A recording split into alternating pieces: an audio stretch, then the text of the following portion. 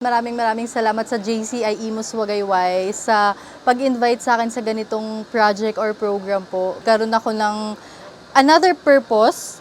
May bagong binuksan yung JCI Imus na purpose para sa akin. And yeah, I think this will be a yearly thing na for me na alam mo yon, community works and mag-share ng blessing para sa ibang tao and maging daan para mabago yung buhay nila. So, changing lives na yung bagong motto ngayon. Thank you so much, JCI.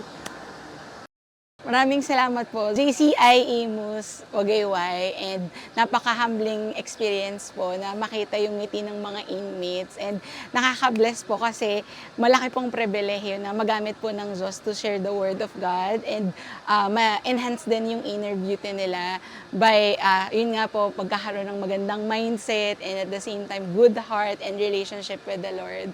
And sobrang nakakataba po ng puso na makasama yung mga inmates and makatawanan din po sila. So, ayun lang po. Marami pong salamat.